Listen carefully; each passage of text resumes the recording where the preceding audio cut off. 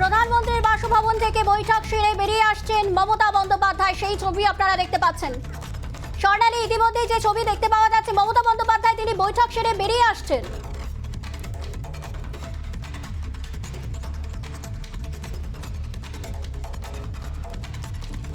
একদমই তাই সুমনা, এই মুহূর্তে বৈঠক সেরে বেরিয়ে আসছেন মমতা বন্দ্যোপাধ্যায় এবং যেখানে রয়েছি আমরা 7 নম্বর LKM অর্থাৎ লোক কল্যাণ মার্গ, সেখান থেকে কিন্তু বেরিয়ে আসছে মমতা বন্দ্যোপাধ্যায়ের কনভয় এবং এই মুহূর্তে আবারও তিনি ফিরে যাবেন সাউথ অ্যাভিনিউয়ে।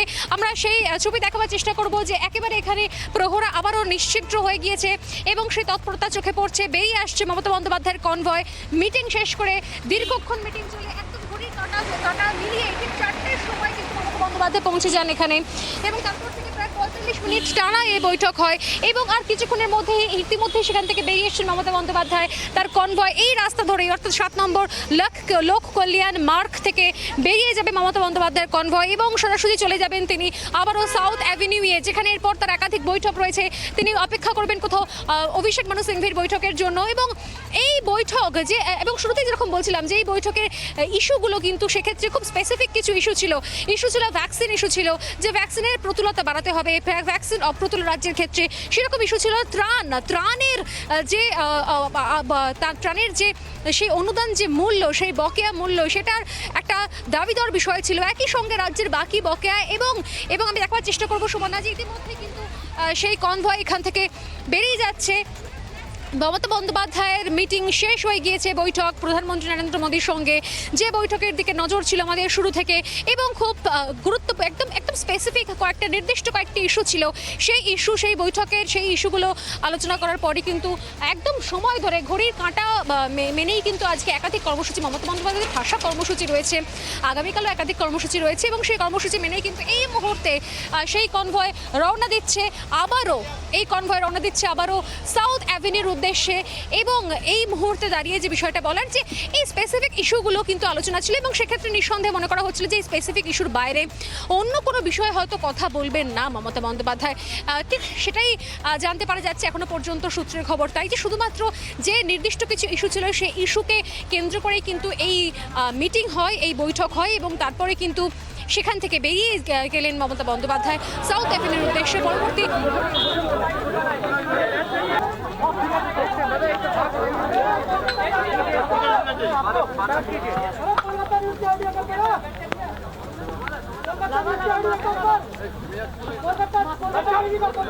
बारिश में भीग रहा है, वो लोग अंदर में चला जाओ, नहीं तो जोर हो जाएगा, सभी हो जाएगा।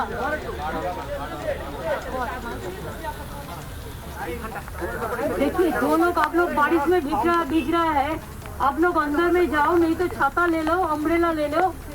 क्यों? अभी कोविड नहीं तो हो जाएगा, बुखार हो जाएगा, पहले अपन को संभलो। मैं प्राइम मिनिस्टर साहब का टाइम मांगा था कि चुनाव का बाद, थर्ड टाइम चुनाव होने का बाद बंगाल का जनता को आशीर्वाद लेके हमारा जो गवर्नमेंट आए, उसका बाद प्राइम मिनिस्टर का साथ चाहे राष्ट्रपति जी का साथ हमारा मुलाकात करने का मौका नहीं मिला।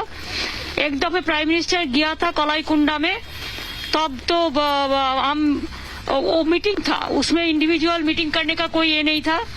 तो इसी के लिए मैं आफ्टर 2 years दिल्ली में आया और हम प्राइम मिनिस्टर का पास मिलने के लिए गया था।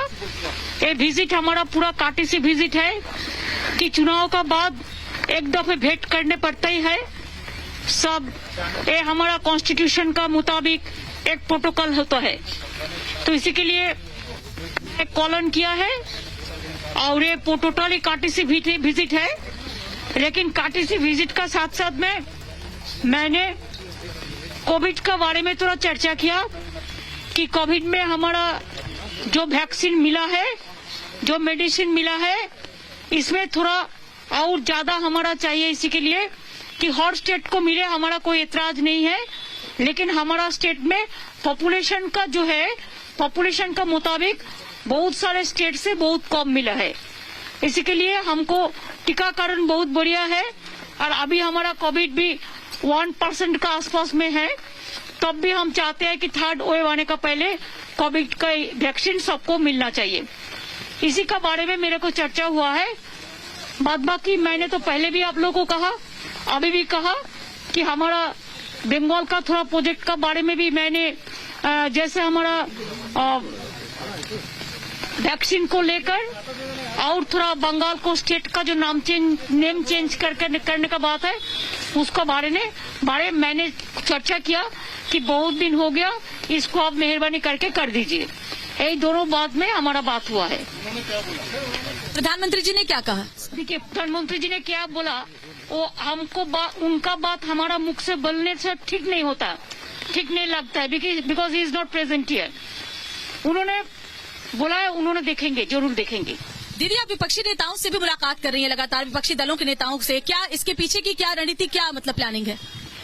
नहीं देखिए, बहुत सारे पार्टी है, जो पार्टी मेरे दोस्त भी है, पुराना दोस्त भी है, जैसे कमलनाथ जी, आनंद शर्मा जी, ये लोग आए, और भी लोग आने वाला है, जर्नलिस्ट भी इसका अंदर में है। तो हम लोग पुराना दिन का बात, नया दिन का बात मिलजुल के ही करते हैं। कल मेरे को सोनिया जी का पास भी, सोनिया जी मेरे को चाय पे बोला, तो मैं कल चाय पे चर्चा करने के लिए जाएंगे। और परसों दिन राष्ट्रपति जी ने कश्मीर में है, उन्होंने टाइम जरूर दिया है, लेकिन दिक्कत यही की है कि हम तो डबल वैक्सीनेशन किया है, लेकिन वो लोग कहते हैं फिर आरटीपीसीआर करना चाहिए। तो आरटीपीसीआर करके जाने का थोड़ा दिक्कत हमारा भी है कि अभी हम कहाँ जाएंगे, किधर से करेंगे। हम तो दिल्ली में आउटसाइडर्स है, लेकिन दिल्ली हमारा घर है, लेकिन वो बात नहीं है। बात यह है कि हमारा डबल वैक्सीन तो सबको आइदर डबल वैक्सीन और आरटीपीसीआर दोनों में एक होना चाहिए। तो इसी के लिए इसमें थोड़ा मैं रिक्वेस्ट करने चाहूंगी, लेकिन नहीं मानेंगे ठीक है, हम राष्ट्रपति जी को ख्याल ही ज्यादा रखेंगे, उसका शरीर अच्छा रहे, उनका कोई दिक्कत ना हो, ये देखना हमारा कर्तव्य। दीदी, सब कह रहे हैं कि विपक्षी दलों के एक नेता के तौर पर आप एकजुट कर रही हैं। दीदी, तमाम विपक्षी दलों को एकजुट करके आप उनके चेहरे के तौर पर आगे बढ़े हैं। तो देखिए, सेंट्रल हॉल में जाने से सबका साथ मिल सकते थे, लेकिन सेंट्रल हॉल में जब journalist are not allowed, how do I go there? Even हम जाने से भी सबका साथ मिल होगा, इसका कोई कंफर्मेशन भी नहीं है, because central hall nobody is allowed now it is. इसी के लिए मैंने कल जैसे बहुत सारे जर्नलिस्ट मिलने चाहते हैं, मैं थोड़ा एक टाइम किया है, जैसे हमारा एमपी लोग भी मिलने चाहता है, उसको भी कल हमने टाइम दिया। जैसे अरविंद जी भी मिलने चाहते हैं, हम उसको परसों में टाइम दिया है। जैसे शबाना आजमी, जावेद अख्तर जी भी मिलने चाहते हैं, हम उसको टाइम दिया है।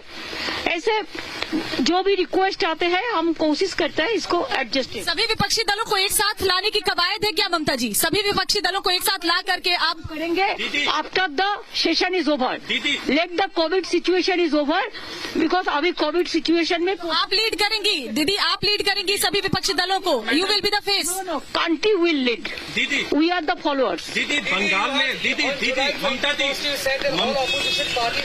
मैडम थोड़ा हम लोग को भी I think automatically it will come. दीदी बंगाल में केंद्र में सत्ताधारी बीजेपी को पटखनी देकर बंगाल में आपने पटखनी दिखाई दी है जनता पार्टी को। 2024 के लोकसभा चुनाव में विपक्षी एकजुटता के लिए आपका संदेश क्या होगा? क्या चेहरे पे जाना चाहिए, किसी को चेहरा बनाकर, या पहले लड़ना चाहिए और बाद में चेहरा तय हो 2024 के लोकसभा चुनाव में? क्योंकि आप लोगों से उम्मीदें विपक्ष को बहुत जल्दी है, आपकी जीत हो। लोकसभा अभी देर है, लेकिन प्लानिंग तो पहले से ही करना पड़ता है। जैसे यूपी का इलेक्शन है, पंजाब का इलेक्शन है, त्रिपुरा का इलेक्शन है।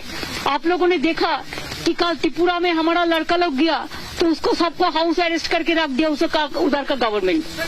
जैसे आपका इधर में दैनिक भास्कर पेपर का आज भी मैंने सुना, दूसरों लोगों को रुक के रख दिया है। ये नहीं करना चाहिए।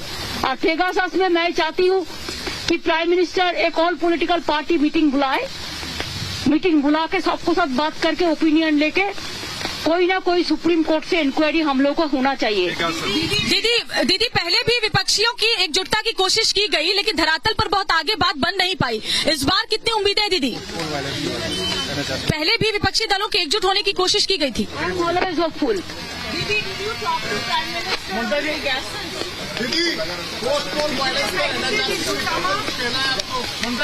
Sometimes what I discuss into in details, I cannot say publicly. जी हाँ, पोस्टपोल जो वायलेंस हुआ उसके ऊपर जो एचआरसी की रिपोर्ट आई है उस पर कुछ कहेंगी दीदी? About the by-elections to 7 seats in West Bengal. Where do you stand on that, Didi? Yes, we want that within the stipulated time what election commission said. Abhi, because now the situation of Bengal is okay. Now it is about 1%. When then 33%. So He also went to the election commission about the by-elections to 7 seats in West Bengal. Where do you stand on that, Didi? yes, we want that within the stipulated time what election commission said. Abhi, because now the COVID situation of Bengal is okay. Now it is about 1%. When 8 phase election was there, then 33%. So it came down from 33% to 1%. So now the situation is okay. Now if the third wave comes, then they cannot hold the election. So wherever is the by-election and small election is there, they can do it. We will also do it. We will also do the same thing. मैं सुनते पाচ্ছি না।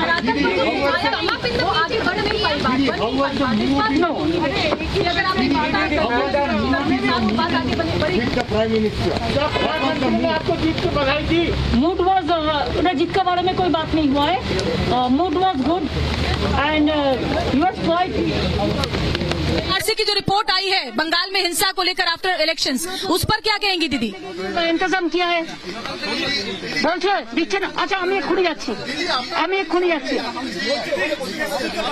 না না না আমি বলে দেবো। তোমরা তো জানো এরপর যারা আসবে জার্নালিস্ট। दीदी एक बात बताइए, पहले भी तो इस तरह की कोशिश हुई थी कि सभी विपक्षी दल एक साथ आए, लेकिन बन नहीं पाई बात। सर्वमान्य नेता किसी को चुना नहीं जा सका। इस बार आपको उम्मीद है कि जब एकजुट आप होंगे तो इस तरह से सभी एक रास्ते पर चल पाएंगे? हर आदमी को उम्मीद का साथ नहीं कम करना पड़ता है।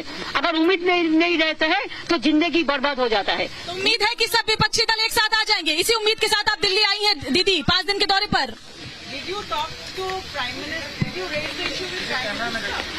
By-election I didn't discuss, but I want that election commission must hold the by-election in a proper time. মুখ্যমন্ত্রী মমতা বন্দ্যোপাধ্যায় তথা তৃণমূল সুপ্রিমো মমতা বন্দ্যোপাধ্যায় তিনি প্রধানমন্ত্রীর সঙ্গে বৈঠক সেরে বেরিয়ে সাংবাদিকদের মুখোমুখি হয়ে বিভিন্ন প্রসঙ্গ নিয়ে বক্তব্য বললেন। তিনি বলেছেন যে প্রধানমন্ত্রীর সঙ্গে কোভিড পরিস্থিতি এবং কোভিডে যে ভ্যাকসিন কম পাচ্ছে বাংলা সেই বিষয়টিকে তুলে ধরেছেন। আরও কিছু ভ্যাকসিন চাই, অন্যান্য রাজ্য পাচ্ছে পাক, কিন্তু বাংলারও আরও বেশি করে ভ্যাকসিন পাওয়া দরকার, এই দাবিও কিন্তু প্রধানমন্ত্রীর কাছে আজকে তুলেছেন মমতা বন্দ্যোপাধ্যায়। এরই পাশাপাশি তিনি যেমনটা জানিয়েছেন যে প্রধানমন্ত্রী নরেন্দ্র মোদীর সঙ্গে আজকের সাক্ষাৎকার সৌজন্য সাক্ষাৎকার।